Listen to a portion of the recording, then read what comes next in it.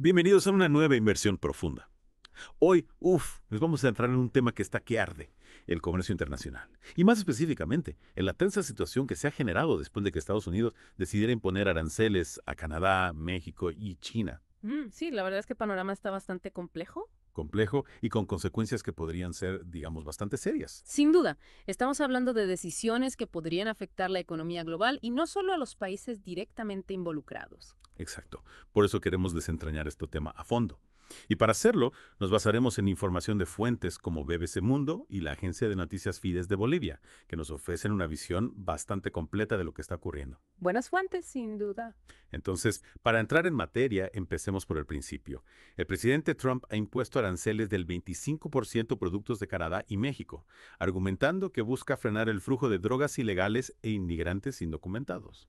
¿Qué opinas de esta justificación? Pues la verdad es que ha generado bastante controversia, ¿no? Muchos consideran que es una excusa, digamos, un poco forzada. Sobre todo en México, ¿verdad? Sí, especialmente en México. Ya. De hecho, la presidenta Sheinbaum ha calificado la declaración de Washington como ofensiva, difamatoria y sin fundamento. Palabras mayores. Y para añadir más leña al fuego, estos aranceles entraron en vigor en la madrugada del martes 4 de marzo, Sí, junto con un arancel adicional del 10% productos chinos. que se suma a una tasa del 10% ya impuesta en febrero. O sea que en total estamos hablando de un 20%. Exactamente.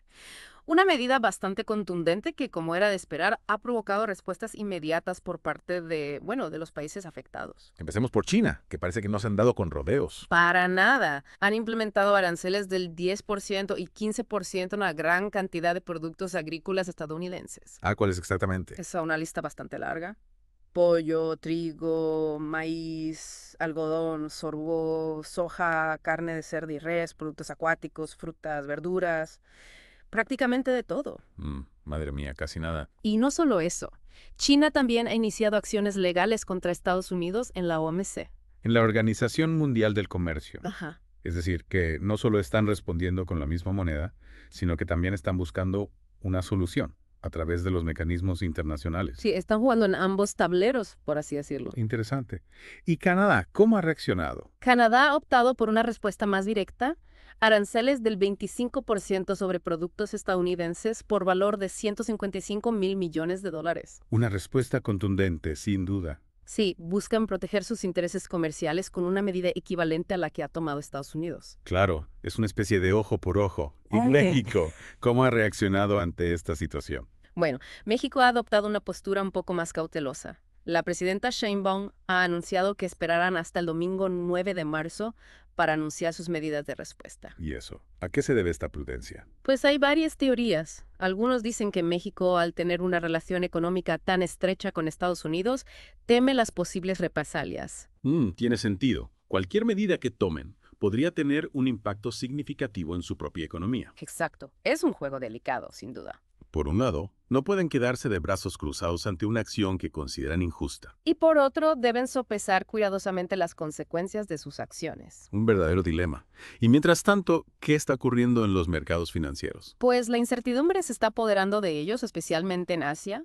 La volatilidad es un indicador claro de la preocupación que genera esta escalada de tensiones comerciales. Y esa volatilidad, ¿cómo nos afecta a nosotros, a la gente de a pie? Esa es la pregunta del millón, ¿verdad? Y la que intentaremos responder en la segunda parte de esta inversión profunda. No te la pierdas. Volvemos a nuestra inmersión en este complejo escenario de aranceles y represalias que, como ya hemos visto, tiene el potencial de afectar no solo a los gobiernos y a las grandes empresas, sino también a nuestras vidas cotidianas. Sí, y ante este panorama tan incierto, la pregunta que muchos nos hacemos es, ¿y ahora qué? ¿Qué podemos hacer? ¿Hay alguna salida a esta encrucijada? Bueno, la historia nos muestra que las tensiones comerciales entre grandes potencias son algo que se repite, pero también nos enseña que siempre hay espacio para el diálogo y la negociación. Eso me da algo de esperanza. Pero, ¿cómo se llega a una negociación en un escenario tan complejo como este, con tantos actores y tantos intereses en juego? ¿De verdad crees que es factible que Estados Unidos, China, Canadá y México se sienten a la mesa y lleguen a un acuerdo? Sin duda, la negociación es el camino más deseable, pero requiere voluntad por parte de todos los involucrados.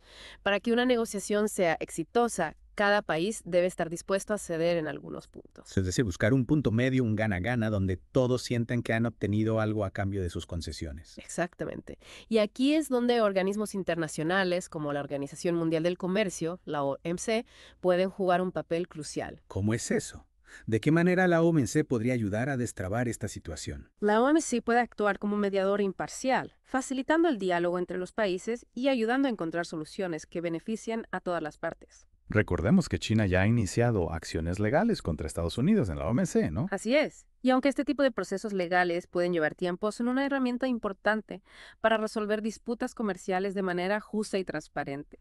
La OMC establece un marco legal y un conjunto de reglas que todos los países miembros deben respetar. Es como árbitro que vela por el cumplimiento de las normas del juego. Exactamente. Y esto es fundamental para mantener un sistema de comercio internacional estable y predecible, algo que en estos momentos. No vería por su ausencia. Totalmente. Y hablando de predictibilidad, la incertidumbre sigue siendo uno de los factores clave en esta situación.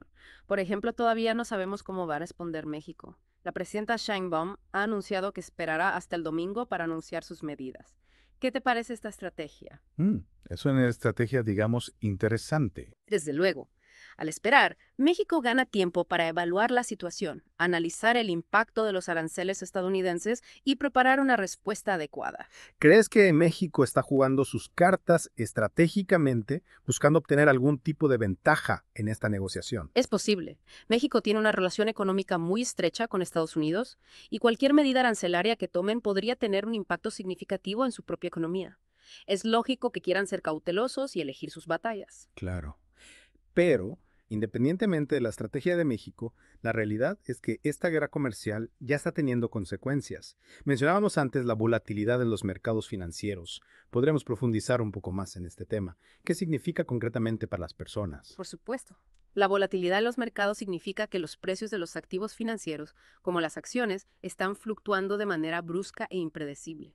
Esto genera incertidumbre y desconfianza entre los inversores, lo que puede llevar a una disminución de la inversión y a una ralentización del crecimiento económico. ¿Y cómo se traduce esto en la vida real de las personas? Bueno, si la economía se ralentiza, es posible que veamos un aumento del desempleo, una disminución de los salarios y una reducción del poder adquisitivo. Es decir, que la guerra comercial podría acabar afectando nuestros bolsillos y nuestra calidad de vida. Eso suena bastante preocupante. Y no solo eso, como mencionábamos antes, si los aranceles se mantienen, es probable que veamos un aumento en los precios de muchos productos que consumimos a diario. Desde alimentos hasta productos electrónicos, pasando por ropa, automóviles. Exacto. Y esto podría afectar de manera significativa el presupuesto familiar, especialmente en el caso de las familias con menos recursos. Es decir, que esta guerra comercial no solo es un juego de poder entre gobiernos, sino que tiene un impacto real en la vida de las personas. Así es. Y por eso es tan importante que nos mantengamos informados, que comprendamos las complejidades de esta situación y que participemos en el debate público de manera responsable. Informarse para poder formarse una opinión propia, para poder exigir a nuestros líderes que busquen soluciones pacíficas y que antepongan el bienestar de la gente a los intereses económicos o políticos. Exactamente. Y para poder tomar decisiones informadas como consumidores. ¿Te refieres a, por ejemplo, elegir productos nacionales en lugar de importados o buscar alternativas más sostenibles? Sí, por ejemplo. O a la hora de invertir nuestros ahorros, a la hora de elegir un trabajo.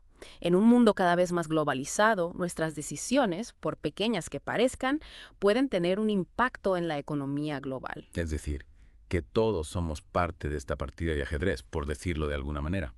Nuestras decisiones, individuales y colectivas, pueden influir en el curso de los acontecimientos. Exacto. Y por eso es tan importante que seamos conscientes del poder que tenemos como ciudadanos y que lo utilicemos de manera responsable. Y hablando de responsabilidad, ¿qué papel crees que deberían jugar los medios de comunicación en esta situación? ¿Cómo pueden contribuir a una mejor comprensión de este complejo escenario? Los medios de comunicación tienen una responsabilidad enorme en este tipo de situaciones. Deben informar de manera objetiva, veraz y rigurosa, evitando el sensacionalismo y la manipulación. Deben ofrecer diferentes perspectivas, dar voz a expertos y analistas y ayudar a la gente a comprender las complejidades de este escenario. Es decir, que deben ser un puente entre la información y la ciudadanía, un espacio donde se fomente el debate y la reflexión crítica. Precisamente. Y esto es fundamental para que la gente pueda tomar decisiones informadas y participar activamente en la construcción de un futuro más justo y sostenible. Y con esta reflexión, vamos a hacer una breve pausa para asimilar toda la información que hemos compartido hasta ahora. En la última parte de esta inmersión, intentaremos responder a la pregunta que todos nos estamos haciendo. ¿Hacia dónde nos dirigimos? ¿Qué futuro nos espera en este nuevo escenario global? Y retomamos nuestra inmersión en este escenario tan complejo, ¿no? De aranceles, represalias, que está marcando la agenda internacional y que, como hemos visto, tiene, pues, implicaciones mucho más allá de la economía. Sí, hemos analizado las causas, las respuestas de los países involucrados, las posibles consecuencias e incluso hemos explorado algunas soluciones. Pero aún queda una pregunta en el aire, una pregunta crucial, ¿no? ¿Hacia dónde nos dirigimos? ¿Qué futuro nos espera en este nuevo escenario global? Es la gran incógnita, ¿verdad? Y aunque, como decíamos antes, no tenemos una bola de cristal, sí podemos analizar las diferentes posibilidades, los escenarios que se abren ante nosotros. Exacto. Podemos intentar conectar los puntos, por así decirlo, y ver qué patrones emergen. Por ejemplo, en nuestras fuentes se habla de una creciente volatilidad en los mercados financieros, especialmente en Asia. ¿Es esto una señal de que la economía global se dirige hacia una recesión? Bueno, la volatilidad en los mercados es sin duda un indicador de incertidumbre y preocupación por parte de los inversores, ¿no? Temen que la escalada de tensiones comerciales pueda afectar el crecimiento económico global, lo que podría desencadenar una recesión. Y si la economía global se resiente, todos lo notaremos, ¿verdad? Efectivamente.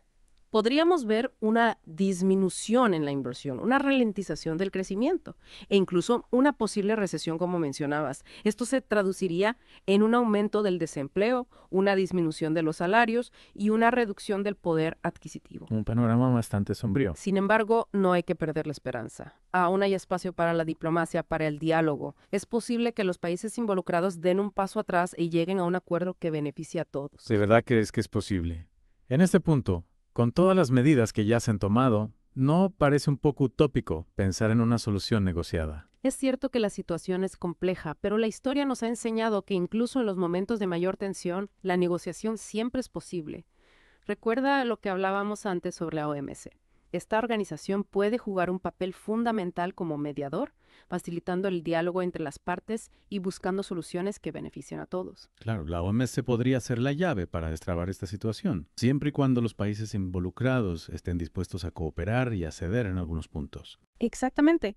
La clave está en la voluntad política y en el compromiso con el multilateralismo. Si los países apuestan por el diálogo y la cooperación, es posible encontrar una salida a esa crisis.